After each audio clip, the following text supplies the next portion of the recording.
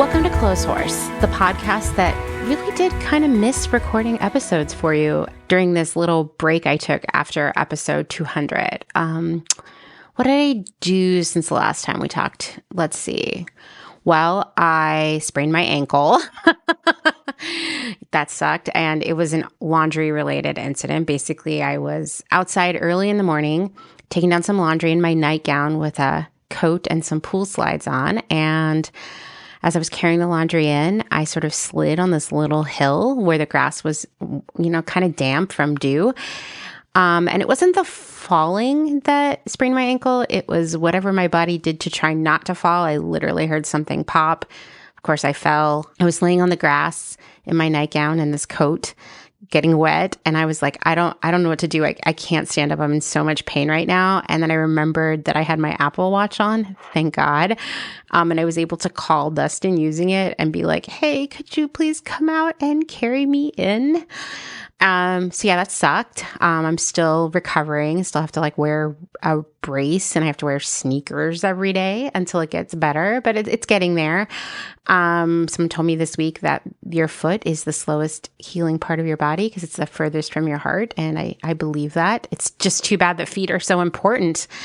And then right after that, I flew to Tempe, Arizona for Eco Fashion Week, being held by Fabric. I got to speak there and also moderate a panel conversation about some really cool projects that could change the future of fashion. So that was really, really fun.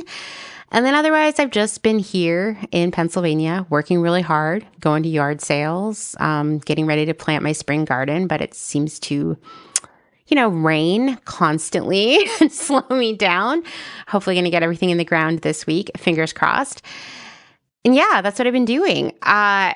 Anyway, I've been talking for a long time, so I guess this is a good time for me to remind you that I'm your host, Amanda, and this is episode 201, part 2 in a recurring series examining and debunking the most common excuses and justifications we see for supporting and maybe even, protecting fast fashion and fast everything. And this week, we're going to explore a classic comeback to conversations about fast fashion. It's classist to talk about fast fashion. To me, this is the original Instagram comeback to any post about fast fashion. So I'm excited to talk to you about this today. And, I said this is going to be a recurring series, which means we'll just come back to it here and there between other episodes, because I think the excuses, the justifications, the recurring comments in the comments section, they evolve over time, right? So I would love for you, if you see an excuse coming up more and more often, send it my way, because I would love to debunk that and help us all get into the practice of talking about this with others. Like I said, the excuses are evolving, so I think this series could go on forever. We'll never run out of stuff to talk about around here, even though it feels like we should have about 3 years ago. But such is the nature of this world. And also, all of this is just so complicated. Anyway, before we get started, I want to talk to you about something important, and that's the Close Horse Jamboree. If you listened to episode 200 or even watched it on YouTube, I gave you a little tour of my favorite places in Lancaster County, and I announced, I suppose, there you go, that's the verb I'm looking for. I announced the Close Horse Jamboree happening on August 16th and 17th here in Lancaster, Pennsylvania, where I live. But I haven't done an episode since then to tell you more about it. So let's talk about it. Okay, so here's the deal. August 16th and the 17th, that's a Friday and a Saturday, and it's happening here in Lancaster, Pennsylvania. Beautiful, scenic, full of cool stuff. Seriously, guys, I just went to the coolest art opening thing Friday night here, and actually this will still be running when you're all here for the Jamboree. So we should probably plan some time for you to go check it out. It's all about consumerism, capitalism, and its intersection with art. I know, it's right up our alley, right? Anyway, what are we doing here at the Clothes Horse Jamboree? Well, for one, we're going to do some workshops led by me that will be educational, but also fun. One of those will be how to be a better thrifter. I'm going to talk about all the ways you can secondhand shop like a pro, because you know what? I'm really good at secondhand shopping, and I have a lot of expertise and experience to share. We're going to talk about measurements, strategy, and best practices. We're also going to talk about mindful rehoming and how to make the best impact with your unwanted stuff. And I will talk about how to make the best choices when shopping, whether it's new or secondhand. We're also going to do a workshop about understanding your personal style. I'll explain why embracing our personal style is a key part of the slow fashion way of life, and why it's so important for us to dismantle all of the rules about clothing that have been ingrained in us since childhood. We'll be making our own mood boards and collages out of magazines, fabric scraps, etc., and we'll share our vision with others.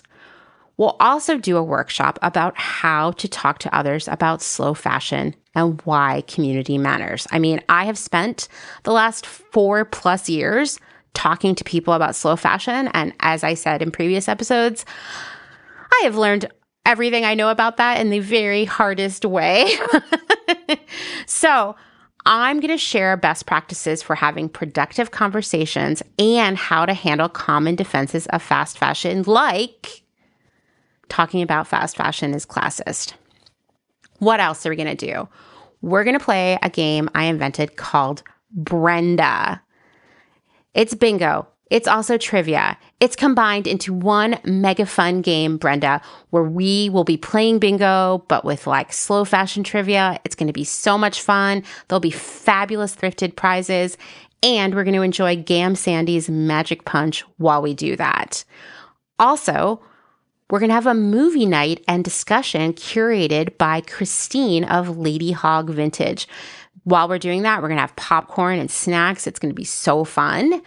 We're going to take a group walk to the Central Market because Lancaster Central Market is the oldest publicly owned, continuously running farmers market in America, established in 1730.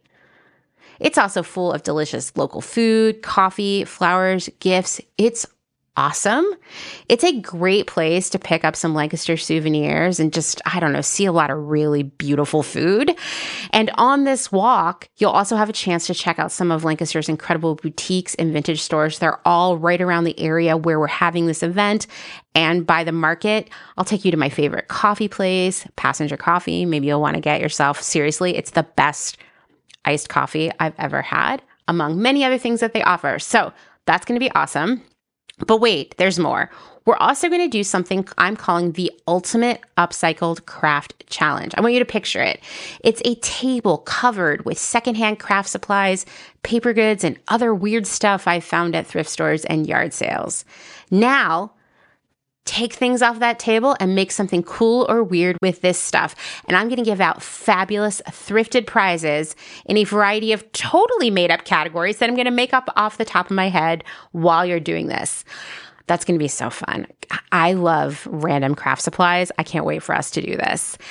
And we're going to, on Saturday night, do a live episode of Clothes Horse. Now, this episode will not be streaming live for people who aren't there. People who aren't there will get to hear the recording later, but we will not be videoing this. This will strictly be live in front of a studio audience. I'm so excited about this. We're going to be using the talk show format that I've been dreaming of.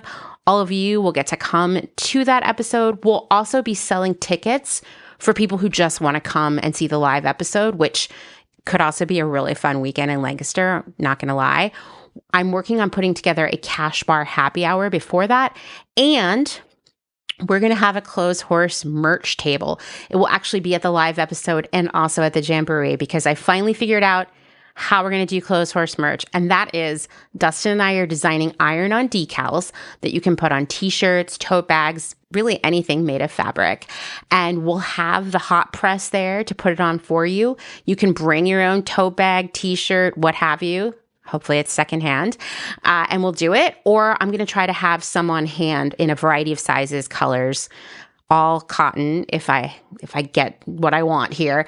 And you can also buy those for a small fee and get your iron-on put on there. So that's Clothes Horse merch. It's really happening. Now, all of you who don't live here and can't come to the Jamboree or the live episode, I am going to be selling these online too, so just stay tuned.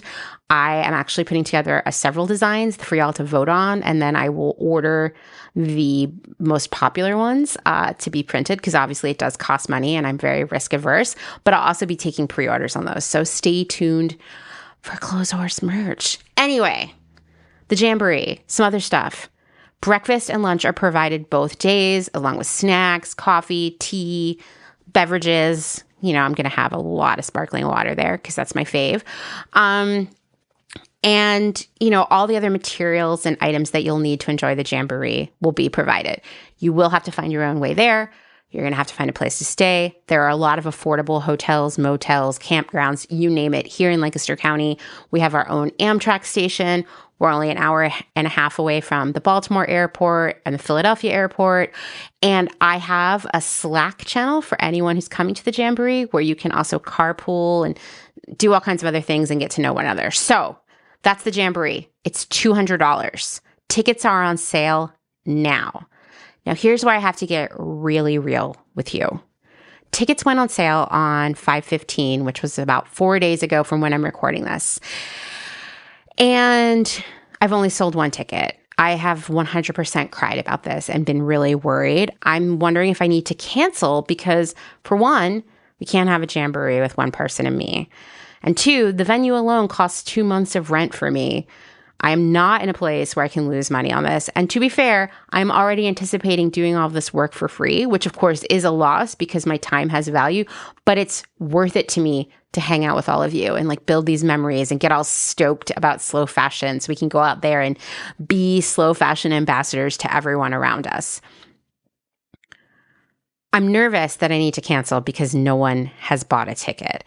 It could be because Instagram isn't showing any of my posts to anyone. Of course, every time I post about the Jamboree, it's like, we showed your post to 25 people who aren't followers. Thanks, Instagram. This is great, really. So a lot of you might not even know that tickets are on sale. It could also be that this is a dumb idea, which I'm totally willing to accept as well. I've had other dumb ideas. This isn't even my worst idea ever, I promise. I guess what I'm saying is, if you are planning on attending the Jamboree, please buy a ticket in the next few days, or let me know that you're planning on coming and what the timeline of buying a ticket is, because I get it. $200 is a lot of money.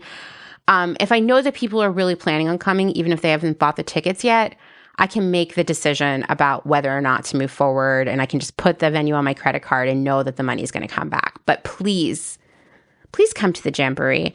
I should know in the next week if I'm going to cancel or not. Basically, as soon as I have to put money down on the venue, I have to make a decision. So it would be great for y'all to buy tickets. And yeah, it'll be embarrassing to cancel it, but there's nothing embarrassing or shameful about trying stuff and having it not work out.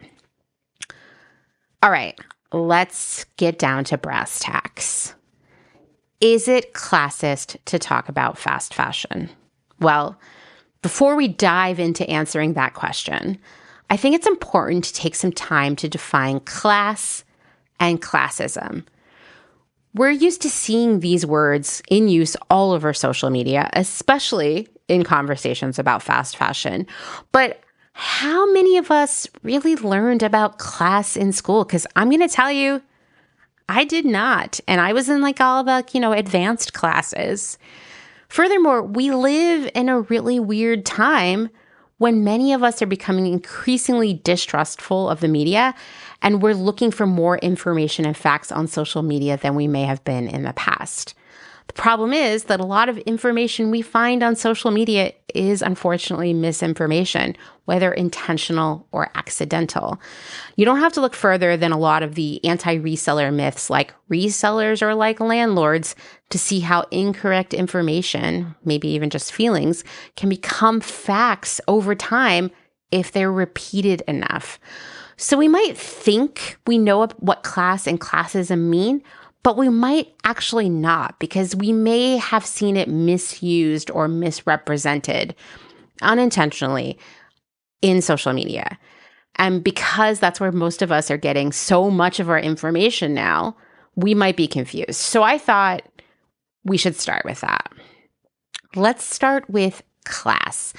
And class itself sort of changes its definition depending on the user's tone and intentions. In a very straightforward way, the Oxford Dictionary defines class as the system of ordering. The system of ordering a society in which people are divided into sets based on perceived social or economic status. Synonyms for class include social stratum, rank, level, caste, echelon, pecking order. And yeah, some of those synonyms have some baggage, right?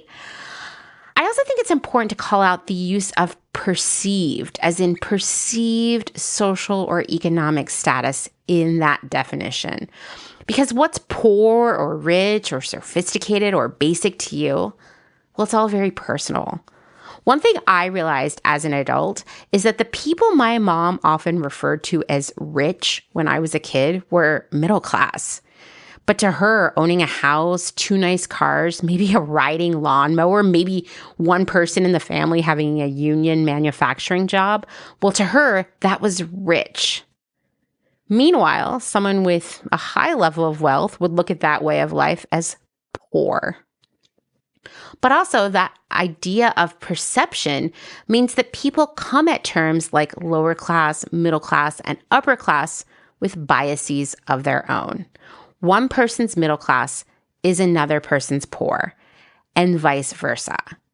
So socioeconomic class can feel straightforward because there are hard numbers attached to it. The lower class here in the United States is often signified as the lower 20% of earners, making less than about $28,000 in income per year. Now, these numbers may have shifted slightly with inflation that we're experiencing right now, but we can count on these being pretty close. I'm going to tell you that $28,000 a year in income, it kind of blew my mind to learn because I didn't make more than that. And somehow I was raising a kid until I was in my 30s. Yeah.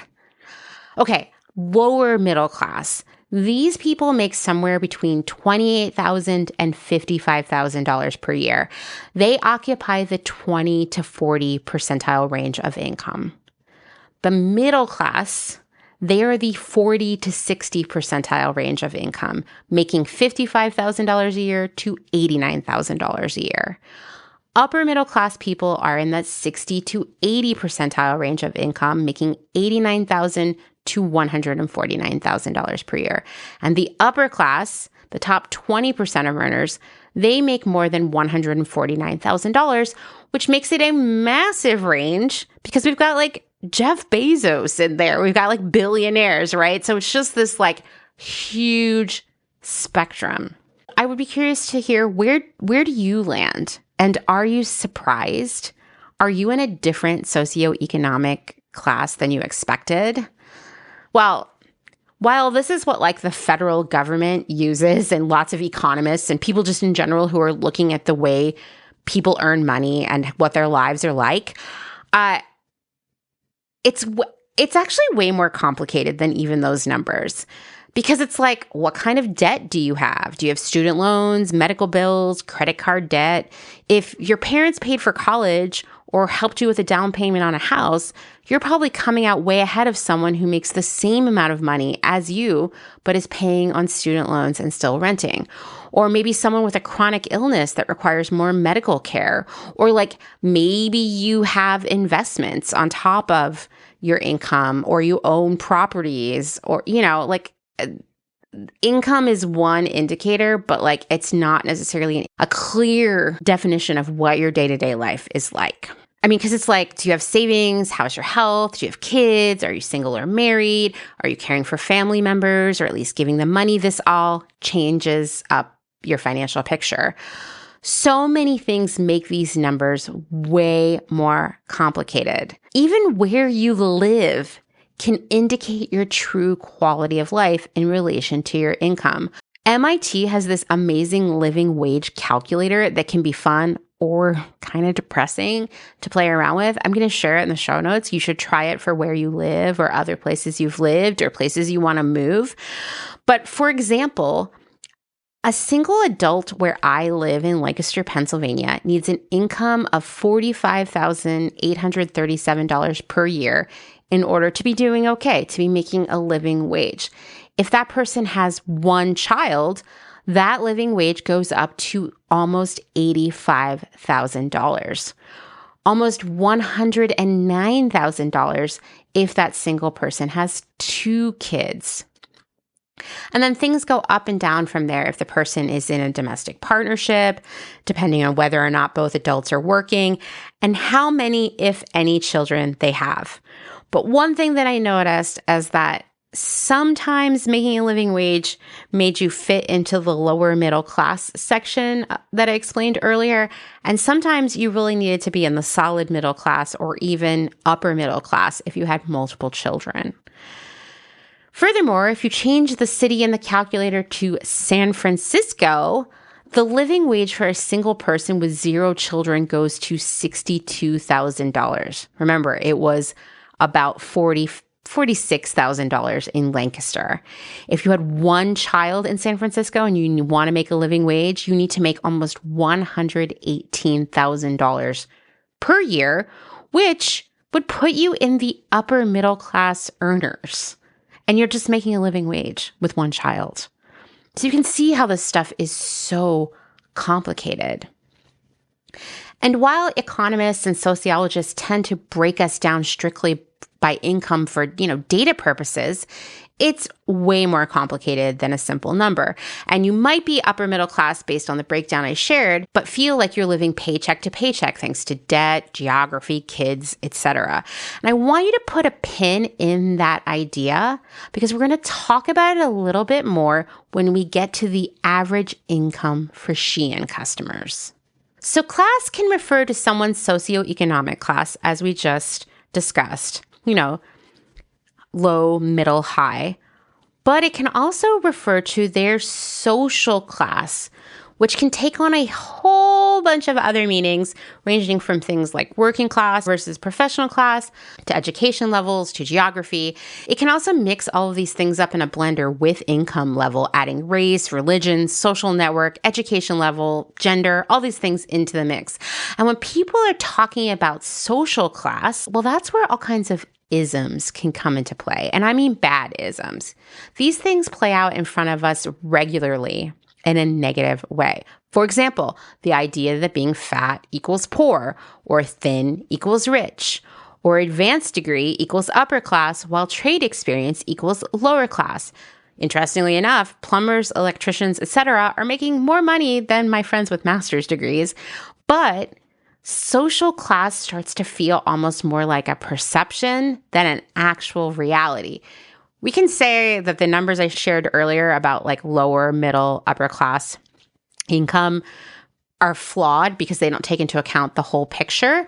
But our perception of social class is far more based in our own preconceptions than anything else. At least those numbers are numbers.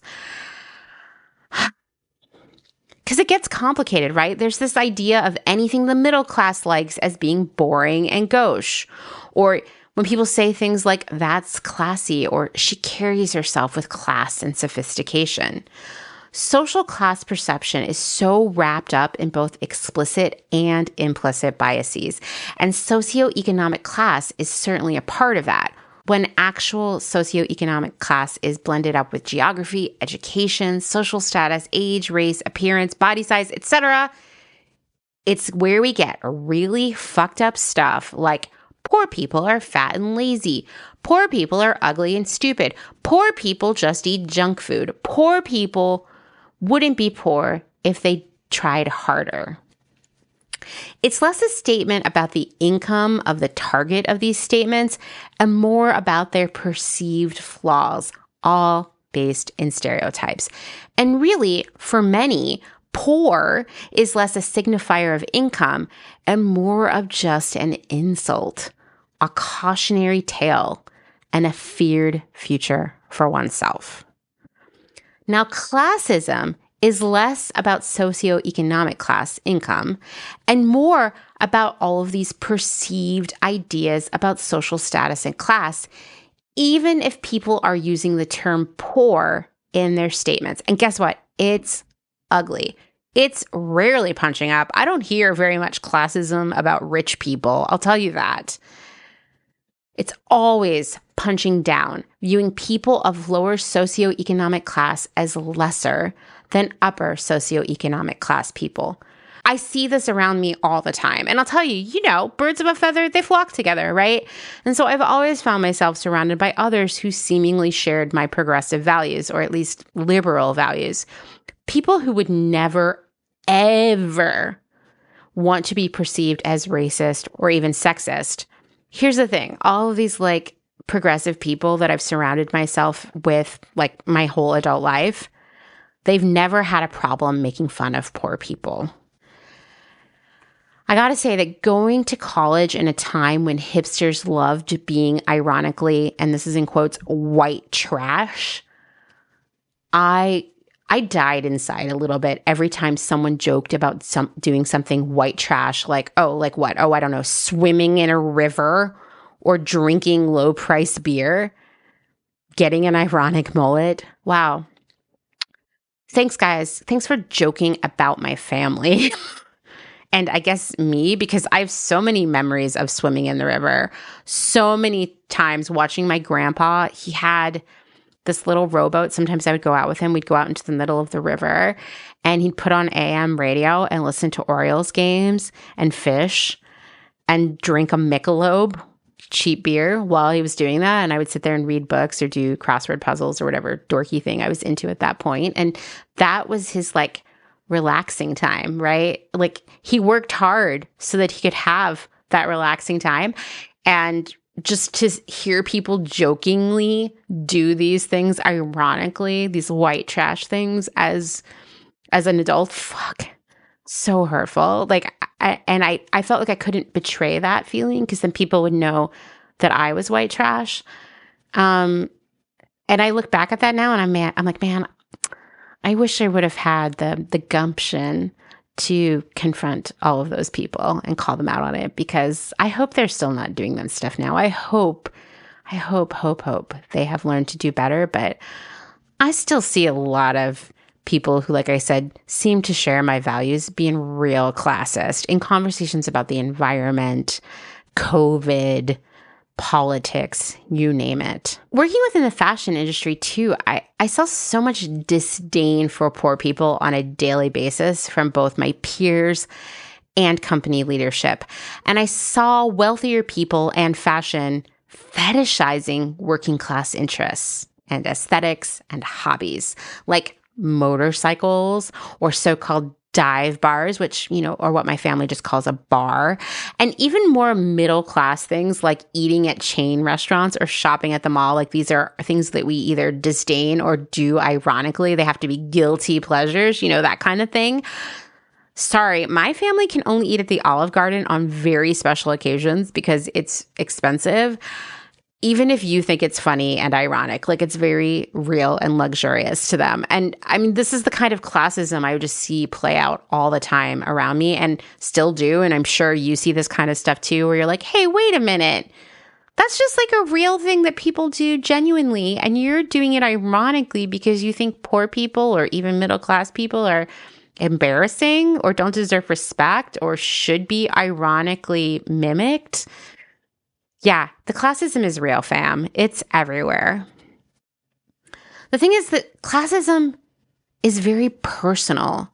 It's judging people as lesser based on their income and social status.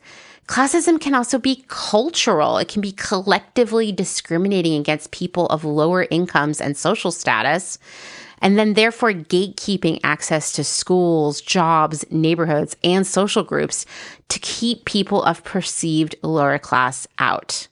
And classism can be institutional. Oh, spoiler, all those times I said it can be, I meant it definitely is. It definitely is cultural, it definitely is personal, and it definitely is institutional. Institutional classism prevents people of lower incomes and social status from having access to healthcare, education, housing, and so much more. It keeps poor people, well, poor.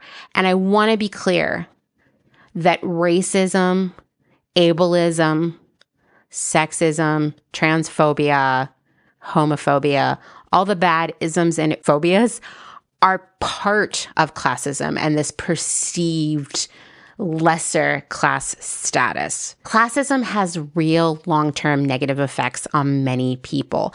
And when we talk about any movement to improve the world, we cannot hold these conversations without including race, geography, gender, disability, and class within them. The reality is that when we're talking about things like climate change and the impact of fast fashion, among many other large topics, people of lower socioeconomic class and perceived social class are and will bear the repercussions far more than people of higher socioeconomic class.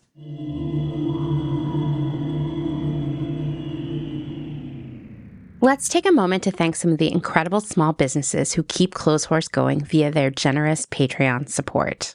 Selena Sanders, a social impact brand that specializes in upcycle clothing using only reclaimed vintage or thrifted materials from tea towels, linens, blankets, and quilts. Sustainably crafted in Los Angeles, each piece is designed to last in one's closet for generations to come.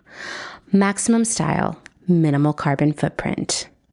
Shift Clothing out of beautiful Astoria, Oregon, with a focus on natural fibers, simple hardworking designs, and putting fat people first. Discover more at shiftwheeler.com. Late to the Party, creating one-of-a-kind statement clothing from vintage, salvaged, and thrifted textiles. They hope to tap into the dreamy memories we all hold. Floral curtains, a childhood dress, the wallpaper in your best friend's rec room, all while creating modern, sustainable garments that you'll love wearing and have for years to come. Late to the Party is passionate about celebrating and preserving textiles, the memories they hold, and the stories they have yet to tell. Check them out on Instagram at Late to the Party People. Vino Vintage, based just outside of LA. We love the hunt of shopping secondhand because you never know what you might find. Catch us at flea markets around Southern California by following us on Instagram at vino.vintage so you don't miss our next event. Dylan Page is an online clothing and lifestyle brand based out of St. Louis, Missouri. Our products are chosen with intention for the conscious community. Everything we carry is animal-friendly, ethically made, sustainably sourced, and cruelty-free. Dylan Page is for those who never stop questioning where something comes from. We know that personal experience dictates what's sustainable for you, and we are here to help guide and support you to make choices that fit your needs. Check us out at dylanpage.com and find us on Instagram at dylanpagelifeandstyle.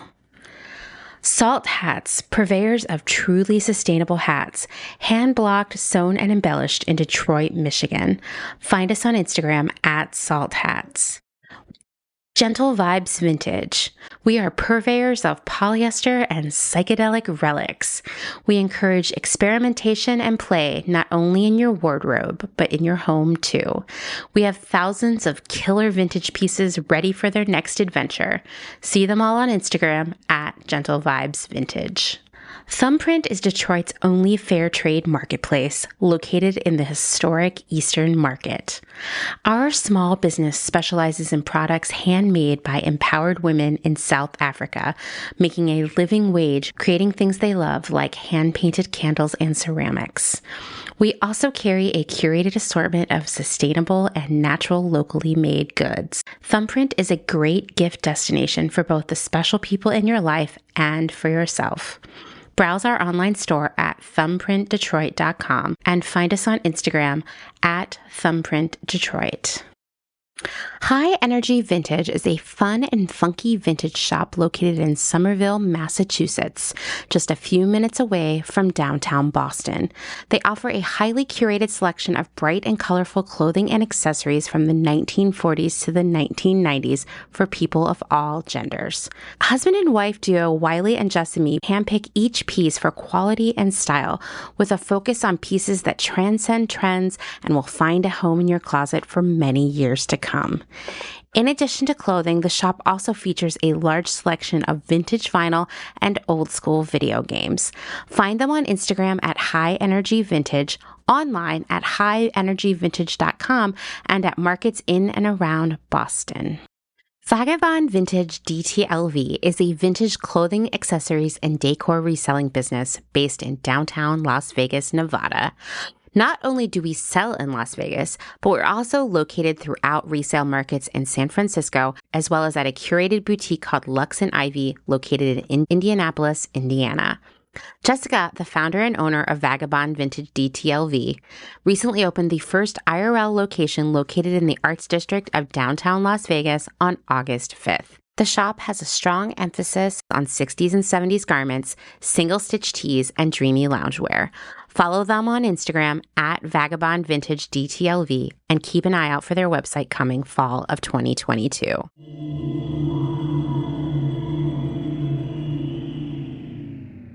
So is it classist to talk about fast fashion?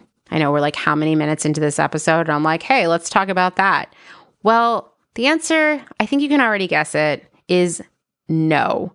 But like all things we talk about around here, it's more complicated than that. Yes, the answer is a simple no, but conversations about fast fashion can become classist if there's no recognition of the privileges that can make disconnecting oneself from fast fashion a lot easier. And even if the people engaging in these very important conversations are approaching them with the best intentions, it can still feel hurtful and classist to those listening and observing, especially if it's coming from people of a higher socioeconomic class, people with a lot more privilege. And yes, privilege can be money, but it can also be size, geography, whether you're cisgendered or not, who you surround yourself with socially, even just like your access to stuff, right? Privilege is so complicated. Even just having time, the privilege of time to shop or be part of the slow fashion movement, like these are all privileges. I mean, it's important when we start these conversations with others to be aware of those privileges and to think about how difficult it would be to disconnect from fast fashion without one or all of those privileges. Okay, so why would people automatically feel like perhaps conversations about fast fashion are classist, or right off the bat sort of be like, waiting, sort of bracing themselves for the classism to hit, right? Well, I mean, to start with, society as a whole loves to look down on the poor. Classism is alive, well, and socially acceptable to many, even those who have otherwise liberal or progressive values.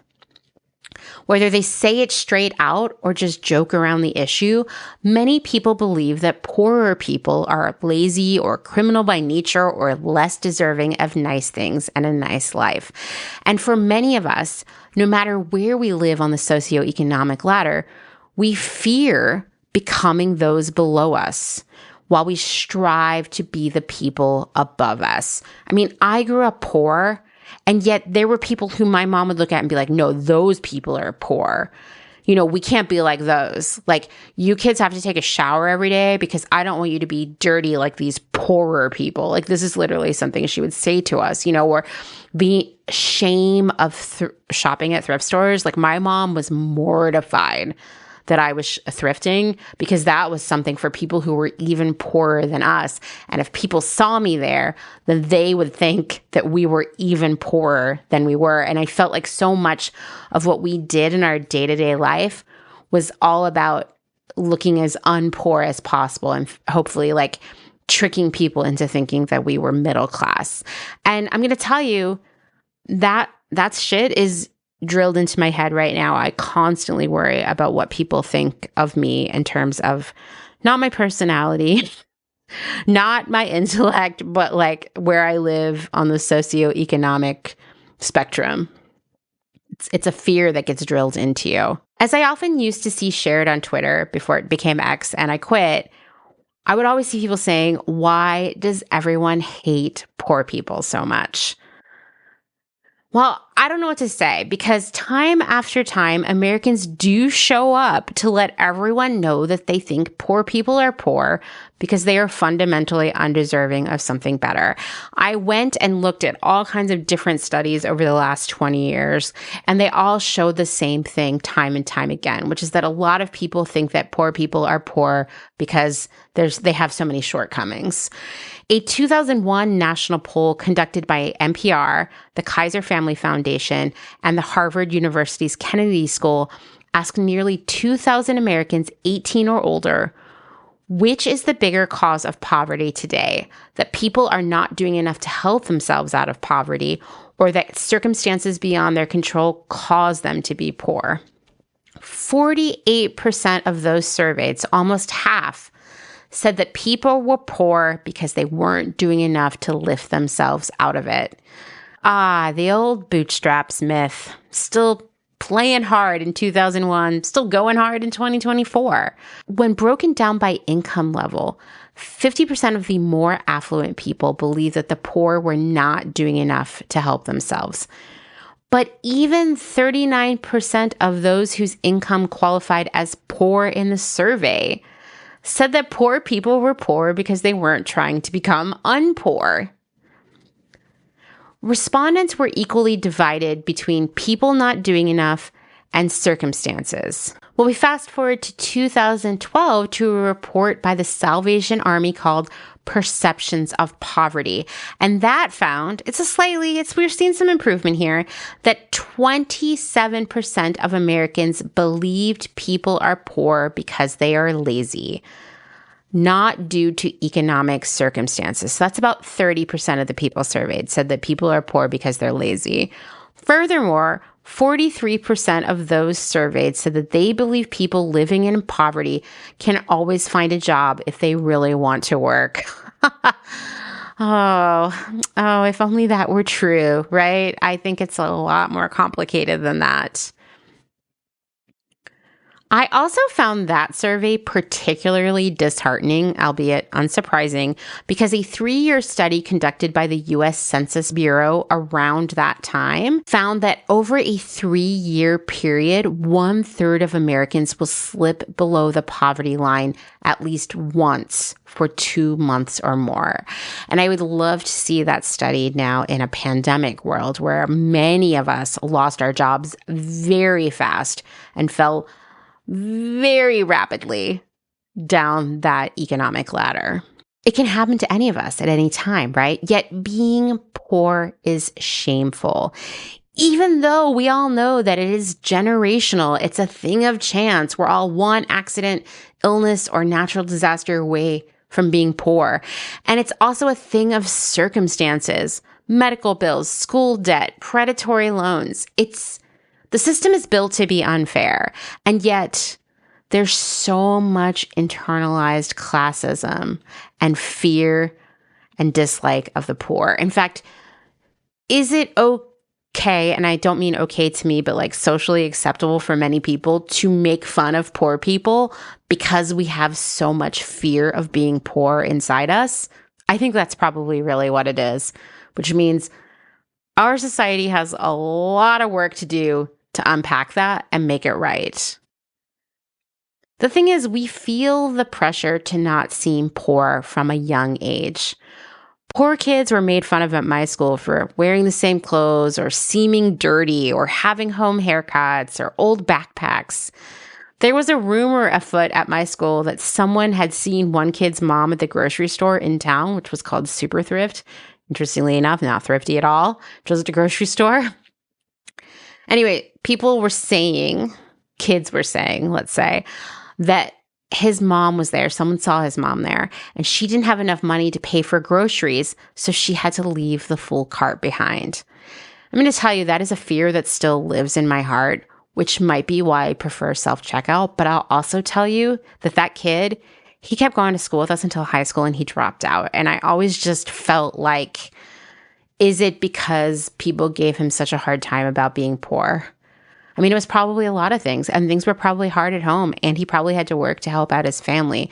But rather than someone swooping in and trying to help that situation, kids just told stories behind his back about his mom not being able to afford groceries, which is a feeling many of us understand way too well.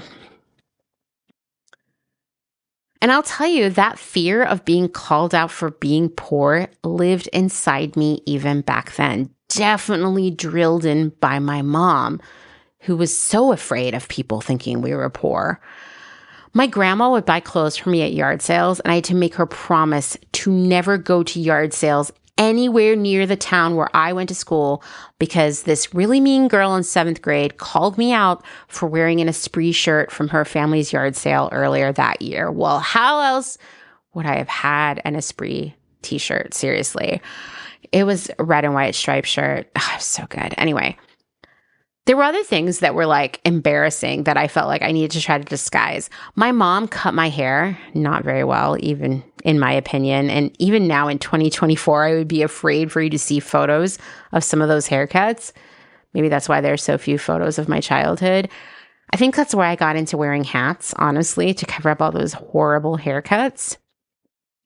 We bought our groceries at this place called the Cannery, which was kind of like an early grocery outlet, dented cans, discontinued food, overstock, things that had just expired. I mean, to be honest, that's how I grocery shop now. But back then, if someone from my school had seen me there, I would have never lived it down. It may have been more embarrassing than my mom not being able to pay for the groceries. I'm not sure. It's hard to decide. The irony of this, which I learned when I moved away to the big city and encountered truly rich people, was that in the rural area in Pennsylvania where I grew up, the rich people were just middle class.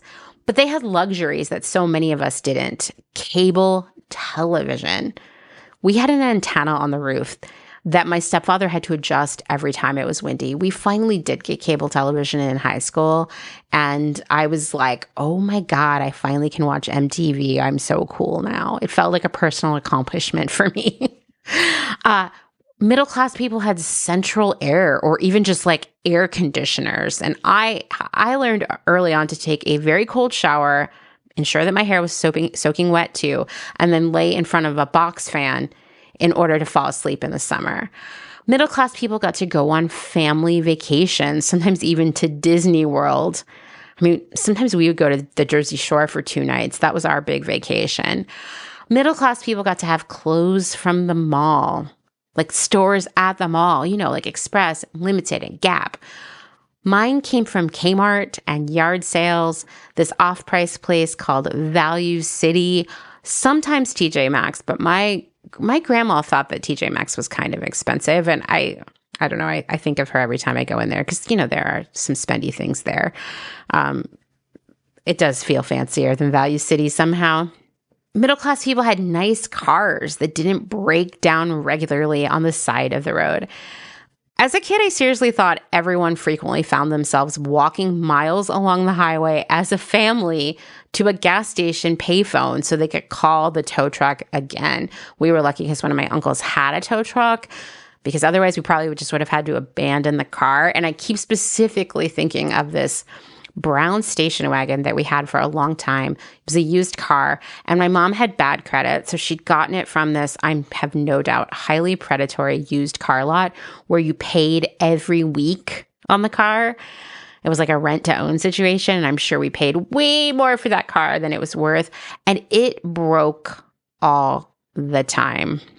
Like, I've been to so many of those junkyards where you pull secondhand parts from old cars to fix yours. It saves a lot of money. 5 stars, highly recommended. Dustin and I still do this. Maybe this is where my appreciation for secondhand began, not with clothes or old cookbooks, but with car parts and the pull-it-yourself junkyard. I don't know. But this was the difference between being middle class and poor where I grew up. And yeah, I can see now why middle class people looked rich to us, because things just seemed easier and more predictable. I have no doubt that those parents of those families were also stressing out all the time and feeling like they were one disaster away from being poor as well. Well, by middle school for me, the gap between those so-called rich middle-class kids and myself, it was widening because they wore brand name clothes, not stuff from Kmart like me. The girls had Clinique skincare stuff, that like 3-piece, like soap, toner, moisturizer set.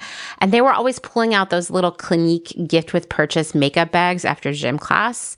They had name brand backpacks. They had the nicest, newest sneakers. And they got to do nice things like go on orchestra trips or learn how to ski, or maybe they even had a computer at home. And they had lots of stuff, lots of new clothes and shoes and nice prom dresses that came from the Bonton and makeup, and just they got to do fun, cool things. None of that surprised me because they all had nice new toys when we were kids. They also had swimming lessons and doctor's visits and dental care and all of these other nice things. But when we were kids, I noticed it less. And as a teenager, it couldn't be more obvious. Now I looked poor.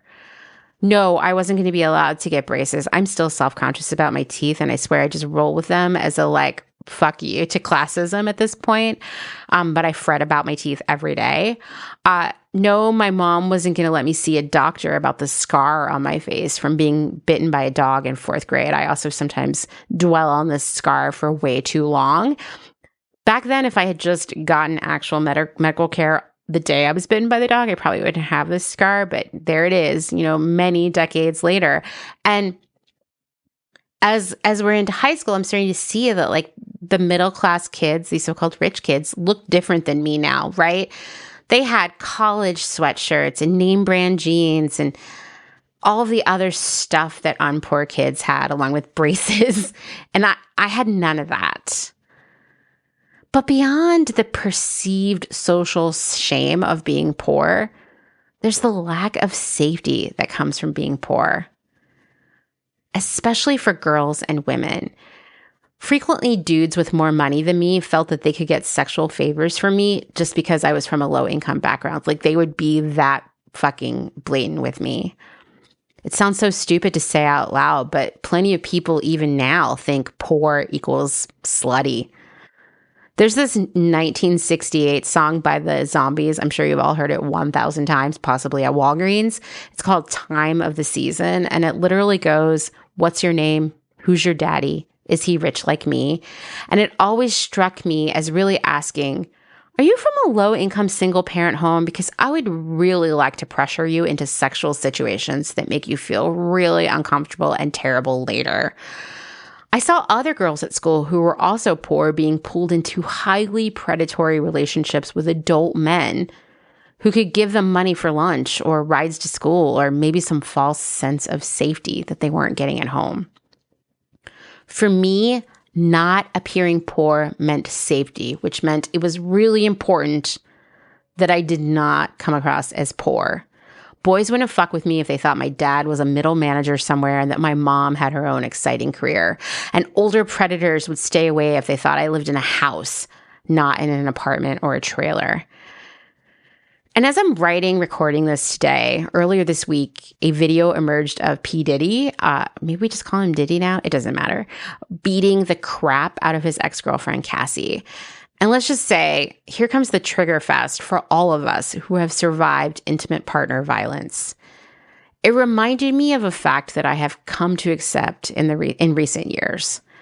After Ryan died and Dylan was born, in my mid to late 20s, I was in relationships with 2 different men who I am fairly certain would have eventually killed me. Because I was poor, because they perceived me as damaged goods as a single mother.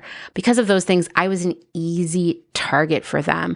And everyone around me was kind of like, wow, it's just so nice that someone will date you even though you have a kid, even though you came from the trailer park, these nice middle class, upper middle class boys that will take care of you and your kid. These guys are real heroes. And so it was easy for them to overlook and ignore what was clearly a pattern of control and then later physical and sexual abuse. Being poor is unsafe, okay? Being perceived as poor is also unsafe. And as a teenager, I got smart about how I could hide my true economic situation. I knew I could never afford nice clothes from the mall, so I just started thrifting and wearing the craziest outfits around. I knew that rich girls did that. I saw it in Sassy magazine, and it worked. People thought I was just a weird middle-class kid who would probably, go away to art school in a few years. Even early on, I recognized that clothing could create the illusion of wealth. In fact, I think we can all agree that while we have been encouraged to not judge a book by its cover, we all tend to literally pick books based on the cover. Actually, a friend in the publishing industry has confirmed that for me. But we also judge people based on their cover, their actual physical appearance, and their clothing, shoes, bags, etc. We all, no matter how lovely of people we all find ourselves on a daily basis making assessments of people based on what they're wearing. Sometimes it can be a good thing, like seeing someone wear a shirt for your favorite band or carrying the same bag as you, and you think, this person is a potential friend. But you might look at someone in a MAGA hat and say, yeah, fuck that person. Or if you see someone in a pair of skinny jeans and you're like, ugh, this person is so out of style. There are many things you might think, good and bad. Clothes are a big deal in how our brains sort people into friend, foe, middle ground, invisible, I don't know. And that includes how we sort them by class. As an adult, I realized that not only did I have to appear not poor to stay safe, I actually had to get some money to be safe, to prevent myself from being in a relationship with another abusive partner. And for me, that opportunity to get safe came when I began my surprising career in buying. But the problem was, I was poor. And there were certain trappings of professionalism, especially in the fashion industry, that caused money I didn't have. Haircuts, manicures, Invisalign, facials. Gosh, for a while, everybody was getting eyelash extensions, a nice car to drive to work, and lots of new clothes. Well, I couldn't afford most of those, but I did learn how to do my nails. I did my own facials at home. I rode my bike to work so no one knew I didn't have a nice car. And since I still couldn't afford expensive clothing, I continued to wear vintage, just like thrifting like a maniac. So I was always ahead of the trends because I needed a steady stream of new clothes to get the respect of my peers and bosses. Shopping equaled opportunity in a really sick way. It's funny to run into someone who knew me then and hear that they thought I was like so cool, because really, I was just trying to keep my head above water. I was trying to fit in and get promoted so maybe someday Dylan could have a nice, safe, middle-class life. And with this perceived non-poorness came more opportunities and, for me, more safety. That's the thing. There are many reasons why someone would not want to be perceived as poor, and these reasons almost always lead to buying a lot of stuff to disguise that fact. When it comes to clothes, fast fashion makes it easier to play the game of, a new outfit for every occasion. Of course, the irony of it all is that people with real money often will judge you and dismiss you for wearing low-price fast fashion clothing. My boss at Nuuly came from a lot of generational wealth, and she referred to the lower-price fast fashion brands we were renting out, which, by the way, were still way more expensive than Shein. She called them cheapo creepo, like fine for ding-dongs who didn't know better, but not good enough for her. This is the same boss who basically flung me back into the trailer park when she said Delia's clothes were trashy. My mom bought me stuff from J. Crew. I just backed away awkwardly when she said that, thinking about how my mom thought Delia's was like the most expensive clothing in the world, and it kind of felt that way to me too. No, not kind of. It did. It was so expensive. But fast fashion seems to allow people the illusion of fitting in. After all, everyone, including me, has said over and over again that fast fashion democratized fashion. But did it though? No. What it did do was democratize buying lots of new trendy clothes. But as I said, rich people still judged others for buying all of that fast fashion instead of indie designers or luxury or even, sustainable brands. And I say that because I have lived it and I have seen it happen in front of me while working for fast fashion brands. In many companies, most people working in the corporate offices didn't buy clothes from the actual brand like that was their employer because it was kind of frowned upon. Like, ew, why do you buy these poor versions of nicer clothes? Executives 100% came to work in extremely high-end clothing, but so did middle managers. And as time progressed, I found myself more and more surrounded by people from exceptional generational wealth, because that's the thing about fashion. Now it's even harder to get a career in it unless you come from some sort of generational wealth that allows you to go to fashion school and do lots of unpaid internships in expensive cities where your parents are going to have to pay your rent, or take a job that is going to be entry level and low paying in a buying office, a design office, where your parents are also going to have to pay your rent and help you with living expenses. Fashion has become a career path for only the most privileged people. And so as that became more and more apparent to me, I saw even the entry level employees showing up in expensive cars that I, as their boss's boss, couldn't afford. And they were wearing true luxury designer brands to work. It was shocking. Honestly, there was this kind of fundamental disdain for the actual customers of the clothes we were making. Like, they must have had lower standards and were too dumb to know that they were buying crap, which is interesting when you really dig into it, because as we've discussed here in the past, fast fashion isn't a particular price, customer, or aesthetic. It can be Anthropologie or Shein, Fashion Nova or J. Crew, Amazon or Revolve. It's a business model that encourages overconsumption because for the math for these companies does not math if we're not buying as much stuff as possible as often as possible from them. They don't stay in business if we aren't buying way more than we need.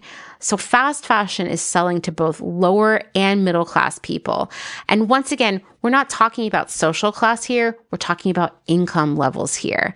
And there are fast fashion brands for people at every income level. We live in a world where a $158 dress is made under the same conditions as a $38 dress. But fast fashion thrives when we feel like we need a lot of new clothes to get respect from others, to fit in, to feel safe, to be appealing to others.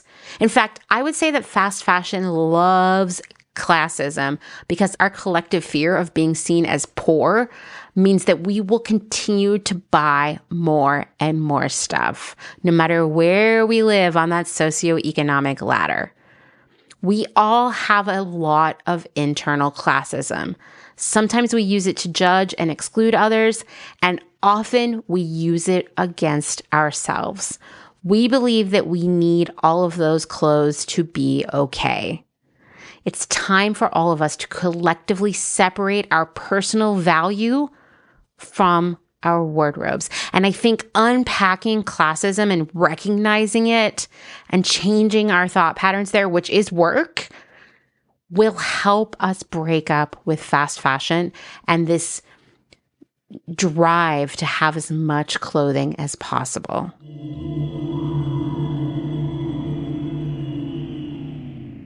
If you're enjoying this episode, then this is a great time to remind you that my work here at Clotheshorse is made possible by the support of listeners like you, just like NPR, and these great small businesses. Please go give them your support. Blank Cass, or Blanket Coats by Cass, is focused on restoring, renewing, and reviving the history held within vintage and heirloom textiles. By embodying the love, craft, and energy that is original to each vintage textile as I transfer it into a new garment, I hope we can reteach ourselves to care for and mend what we have and make it last. Blank Cass lives on Instagram at _Cass, and a website will be launched soon at blankcass.com.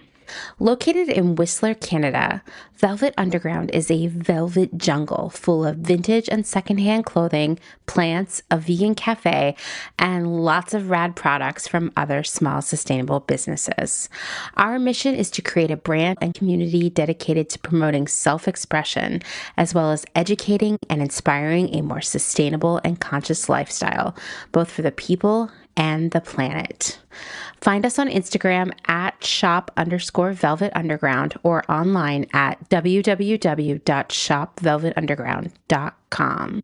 St. Evens is a New York City-based vintage shop that is dedicated to bringing you those special pieces you'll reach for again and again. More than just a store, St. Evens is dedicated to sharing the stories and history behind the garments. 10% of all sales are donated to a different charitable organization each month.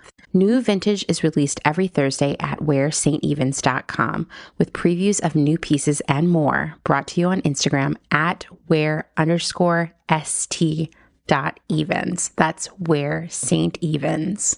Country Feedback is a mom and pop record shop in Tarboro, North Carolina. They specialize in used rock, country, and soul and offer affordable vintage clothing and housewares. Do you have used records you want to sell? Country Feedback wants to buy them. Find us on Instagram at Country Feedback Vintage and Vinyl or head down east and visit our brick and mortar. All are welcome at this inclusive and family-friendly record shop in the country. Republica Unicornia Yarns. Handmade yarn and notions for the color obsessed. Made with love and some swearing in fabulous Atlanta, Georgia by head yarn wench Kathleen. Get ready for rainbows with a side of giving a damn. Republica Unicornia is all about making your own magic using small batch, responsibly sourced, hand-dyed yarns and thoughtfully made notions.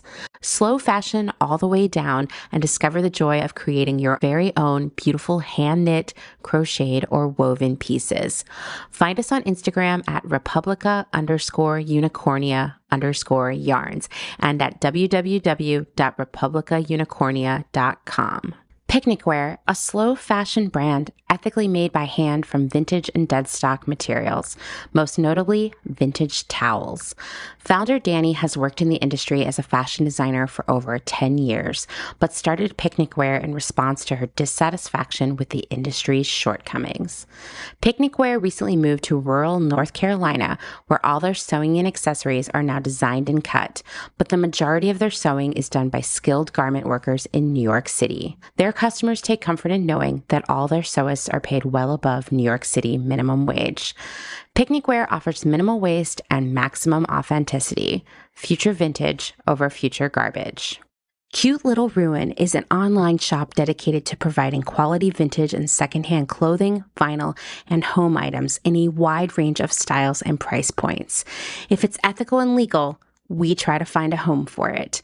Vintage style with progressive values. Find us on Instagram at Cute Little Ruin. Is there a little bit of Italy in your soul? Are you an enthusiast of pre-loved decor and accessories? Bring vintage Italian style and history into your space with the Pewter Thimble. We source useful and beautiful things and mend them where needed. We also find gorgeous illustrations and make them print-worthy. Tarot cards, tea towels, and hand-picked treasures available to you from the comfort of your own home. Responsibly sourced from across Rome, lovingly renewed by fairly paid artists and artisans, with something for every budget. Discover more at thepewterthimble.com. Deco Denim is a startup based out of San Francisco, and it sells clothing and accessories that are sustainable, gender fluid, size inclusive, and high quality, made to last for years to come. Deco Denim is trying to change the way you think about buying clothes. Founder Sarah Mattis wants to empower people to ask important questions like, where was this made? Was this garment made ethically? Is this fabric made of plastic? Can this garment be upcycled? And if not, can it be recycled? Sign up at decodenim.com to receive $20 off your first purchase.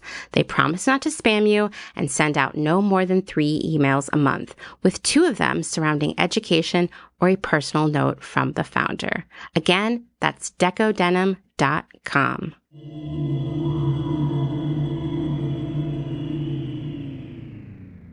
Here's the thing. Whether we want to believe it or not, fast fashion is intended by the people at the tops of these companies to be a product for poorer people. Maybe these leaders aren't sitting around checking the incomes of their customers and looking at them in relation to, their income percentiles of society as a whole, But they perceive these customers as poor because from their perspective, they are. Fast fashion has made billionaires and millionaires out of the leadership of these companies. And as I told you, as my career progressed, I found myself more and more surrounded by coworkers whose parents were millionaires themselves. These are people who would think that a middle-class person is poor because they just don't have that perspective.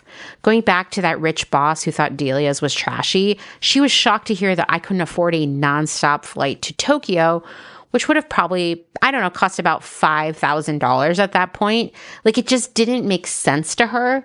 So I'm sure in her mind, I was mega poor.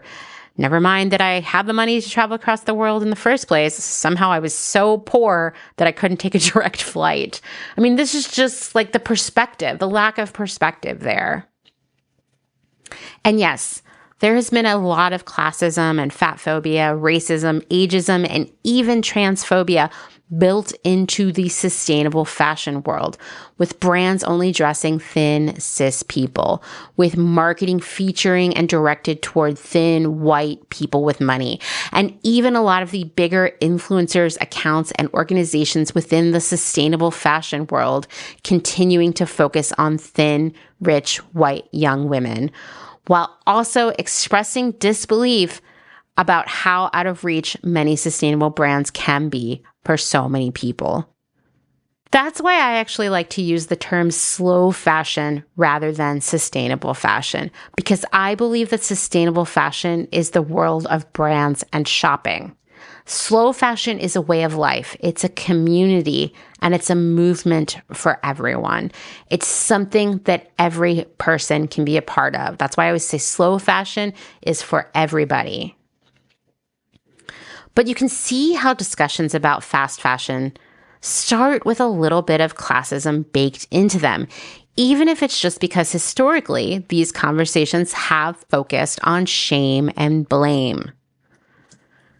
And it's so important to start any conversation about fast fashion with a recognition of the privileges that make separating oneself from fast fashion a lot easier: access, size, and money. That doesn't mean that everyone can't and shouldn't play a role in dismantling fast fashion. Nope, not at all. Like I said, slow fashion is for everybody. In fact, one of the most important parts of the slow fashion lifestyle is buy less new stuff. And everyone can be a part of that. The same goes for extending the life of your stuff via care and repair. Everyone can be a part of that too. But for so long, the conversation in sustainable fashion has been buy this, not that, which can make any discussion of Shein or Amazon feel like an attack, and specifically a classist attack when you're buying from these brands because it is what you can afford. It's kind of like, okay, so not only are you saying I'm a bad person for shopping these places, but you're also shaming me for being poor because that's all I can afford. Listen, I know I've talked about this Temu post that blew up on TikTok so many times, but somehow it's still going and I get new comments and likes on it every day. I want to, like I said, like 500,000 people have seen it, which like Instagram would never show my content to people like that. It's wild. Anyway, the sentiment I see commented most frequently on that Temu post is, well, I'm also underpaid and overworked and poor, so I don't have the luxury of caring about garment workers or shopping somewhere other than Shein and Temu. I'm like just trying to survive. I actually believe that casting a critical eye on the fast fashion model, of thinking twice before participating in it, of working with others to dismantle the fast fashion system, well, these are all acts of class solidarity. And if we don't start advocating for one another, if we continue to allow capitalism to keep us apart and turn us against one another, well, things are never going to get better for any of us, no matter where we live or what we do. We are all connected. And when some of us are lifted up, we're all lifted up. We have to remember that. And this world is fucking scary right now. I worry all the time that I will get sick or in an accident and lose everything. That fear of having nowhere to live, I've never stopped having that. And I know so many of you feel that way every day. Why do so many of us feel that way? I'm going to tell you, that's something you have in common with garment workers because they feel the same way. But actually, everybody working within the fashion system is also living with that fear and that uncertainty. From the garment workers making our clothing to retail employees selling it to the warehouse staff shipping it out, a big chunk of the fashion industry relies on underpaying its workers and keeping them financially insecure and desperate for any job the industry will give them. Why? Because retailers can't make the kind of wild profits they want while offering a steady array of sales and coupon codes and low prices while also paying a living wage. Yeah, it's really fucked up. If you feel like Shein or Temu is all you can afford, thank your employer for underpaying you. And I'm going to tell you, there's a big chance that these salary expectations within your career path, wherever you work, are directly influenced by how the fashion industry is paying people. In the first year or so of Clotheshorse, every time I posted something about the fast fashion business model, like clockwork, someone would show up in the comments section to call me classist. And it would kind of flummox me because I didn't know how to respond to these people. And honestly, no response ever fixed that situation. I didn't know yet that we'll never win someone over to our team via a discussion in the comments section. So I sure tried. I tried to change minds. I wasn't going to ever. But when people would show up to say that, I mean, I'm a very self-aware person and I am constantly thinking about, I don't know, no, let's just not say thinking. Let's just say overanalyzing myself and everything around me. And I would wonder, did I have so much internalized classism that came from growing up poor that I was somehow being classist when I talked about fast fashion? What I realized over time is that these conversations about fast fashion they're tough, they're shocking, and they're downright depressing. I promise you all, I'm actually way fun in real life. I'm not always just spouting depressing facts, but the reality is that when you're talking about fast fashion, especially for as many hundreds and thousands of hours as I have at this point, you find yourself talking about a lot of depressing stuff, right? All of us handle tough information in different ways. Abject panic, depression, ignoring it, or even anger. And if we've had to deal with classism in our daily lives, which many of us have, we can immediately see criticism of fast fashion as yet another way to put us down for buying what we can afford. Just another way to dunk on us being poor. And it's doubly painful because we have to buy all of these dumb clothes in the first place because we want to be respected. We want to be safe. We want to fit in. Here we are just trying to do our best, and now someone is showing up to make us feel bad for where we buy our clothes. Of course, we're not going to take that well. But I have to say, it's my low-income background, being part of the lower class, that makes me super passionate about this work because it is the poorest people on this planet who bear the brunt of fast fashion's disastrous business model. I always say, I was born in rural Pennsylvania, so my family does not work in garment factories because clothes are not really made here in the United States anymore. But most have been working in the retail industry in stores and warehouses and as truck drivers. And these jobs keep them struggling. In fact, 1/3 of Americans make less than $15 an hour. And $15 an hour isn't even a living wage. Where I live in Lancaster, a living wage is $22 an hour for a single person with no children. Almost $41 an hour for a single person with one child, and $52 an hour for a single person with two children. Yet 1/3 of Americans make less than $15 an hour. And the fashion industry itself, especially in the fast fashion era, is exacerbating economic inequality by underpaying and overworking people. Fast fashion doesn't work as a business model. if people are paid well and treated well. And that includes you, the customer, because fast fashion doesn't sell if people have money to buy something nicer. And I want to be clear that a lot of the underpaid people in this world are working in one way or another, directly or indirectly, within the fashion industry. There are the garment workers. We already know that the people making our clothing and the fabrics and the trims, all that stuff, are paid their country's minimum wage at best, which is not a living wage.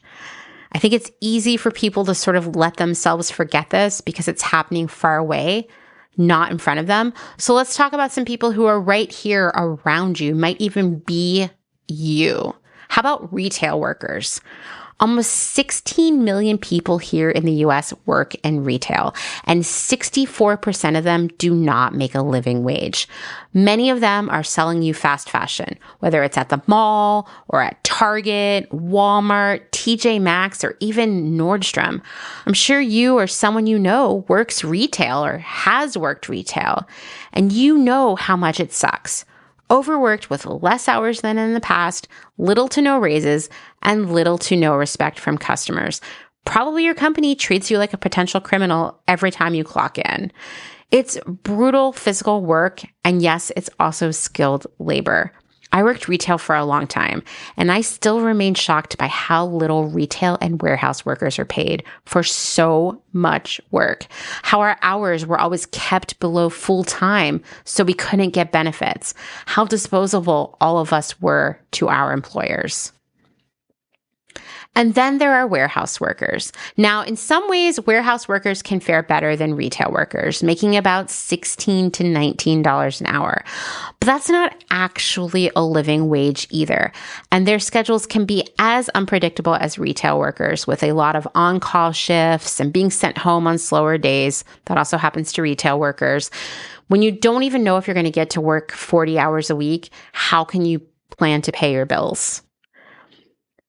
Okay, well, how about in the corporate offices? Now, as you know, I worked as a buyer and I worked my way up the ladder to the sort of lower executive level. We'll say leadership, okay? I managed millions of dollars worth of business at each level, and I did not make a living wage for a person with a child until I was a senior buyer at Nasty Gal many years into my career. I also had no work-life balance, my benefits were horrible, and I lived paycheck to paycheck for years after that. Even my one job where I was being paid a living wage technically didn't have health insurance, so I actually was making less money. I had absolutely no job security at any of these jobs either. I could lose my job just as fast as I did as a retail worker. We've also talked here on the pod about how the low prices of fast fashion, along with all of that so-called free shipping and returns, are pushing down the wages of truck drivers, delivery drivers, and people working for the shipping companies. Furthermore, fast fashion loves to steal ideas from small businesses, smaller brands, and artists. When they do that, they're preventing individuals from making a living too. After all, most small businesses are one person, maybe two or three if they're super lucky.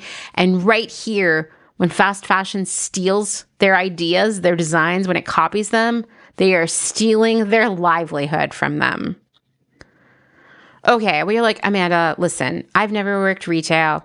I don't know anyone who works in fashion or drives a truck or even has a small business. My only contact with fast fashion is as a customer. Okay, well, I have to ask you, don't you deserve better stuff for the money you spend with these companies? We know now that clothes are kind of garbage these days, thanks to a swap into cheaper fabrics, trims, and lots of cut corners. If you're new to Clothes Horse, you should go back and listen to my series from last fall, Why New Clothes Are Kind of Garbage, to learn more about, why they're kind of garbage. They aren't made to last, which is great for fast fashion because the only way the business model works is if you are buying lots of new clothes all the time. And if the zippers are always breaking or the fabrics are pilling after one wash, well, that's great for fast fashion because you'll be back to buy some more new clothes very, very soon. You worked so hard for the money you have, and here is this industry sort of robbing you of it by forcing you into a situation where you have to buy more and more clothes to feel okay. Okay, so I've touched on this earlier, but back in December, a report by UBS Securities about the Shein customer base took the slow fashion world, or at least on social media, by storm. The researchers focused on 684 regular Shein customers.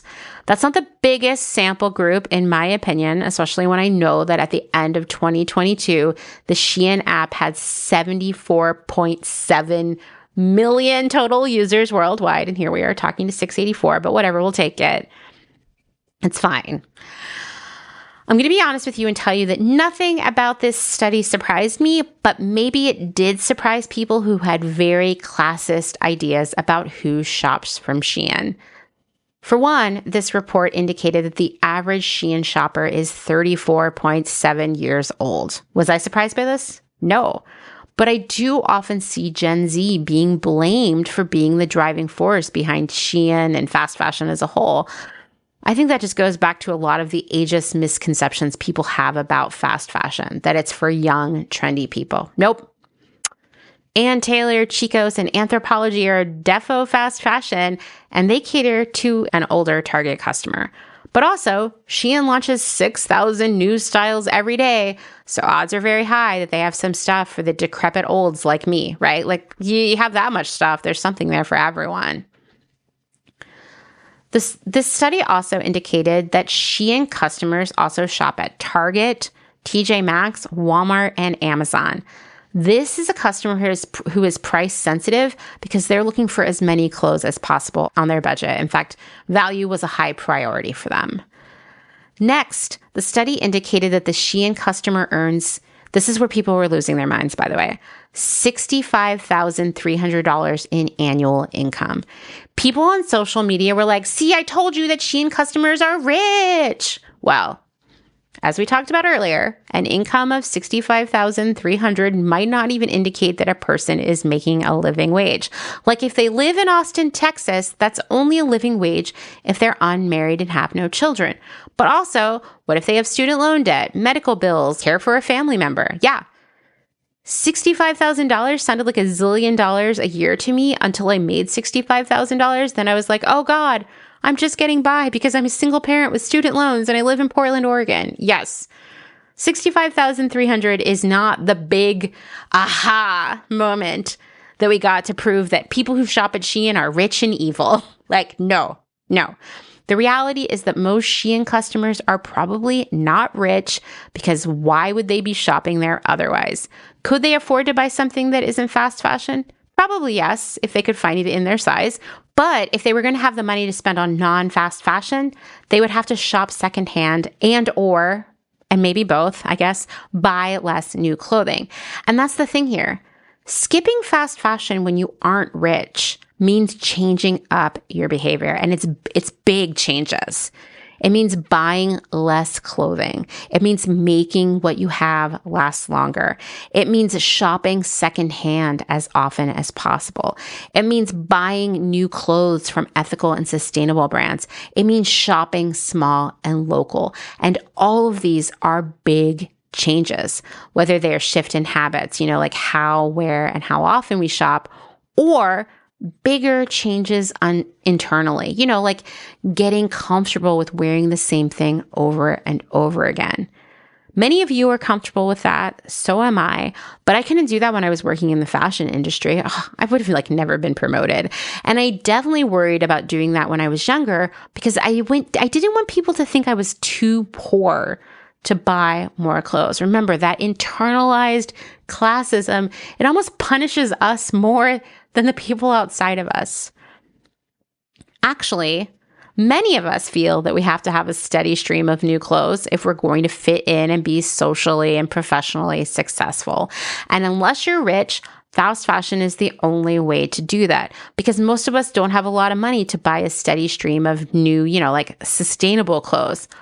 But we could afford to buy sustainable clothes if we got rid of the steady stream part of it all and just bought clothes occasionally when we truly needed them, with the intention of wearing them for a long time. Yeah, we could totally do that. And I'm talking about buying 75% less clothes. So let's go back to this survey of Shein customers. Those surveyed spent about $100 each month on clothing. That's $1,200 per year.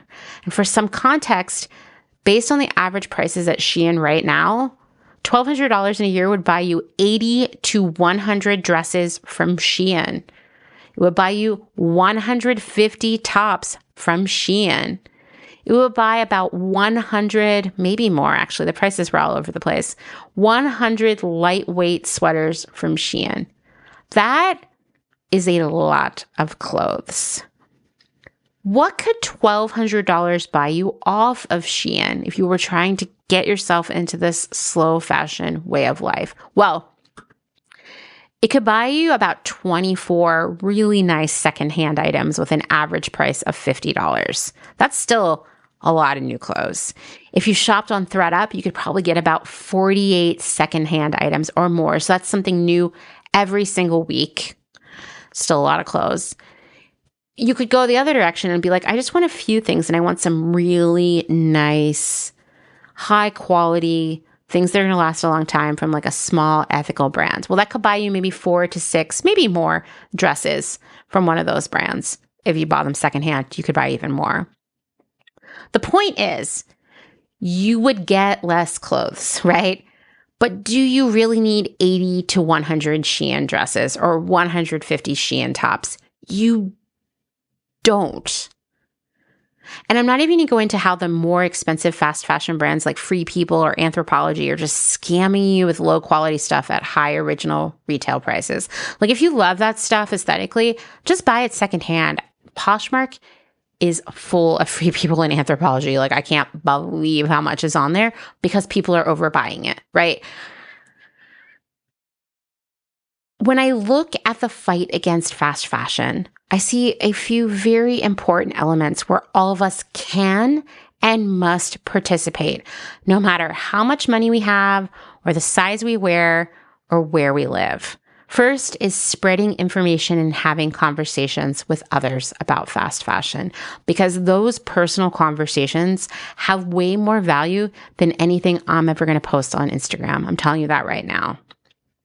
Next is using the power of our vote and our voices to push our elected representatives to pass legislation that regulates the fashion industry, like the Fashion Act, along with legislation that increases wages, benefits, and improves the lives of all workers. Next, this is the unglamorous one, right? This is the thing that you're not going to see influencers doing, although I would love to see them turn that around. You're not going to see brands advertising this on social media, although I would also love that. And that is buying less stuff, period. Making our stuff last, mindfully rehoming stuff when we are done with it, and breaking free of the fast fashion cycle.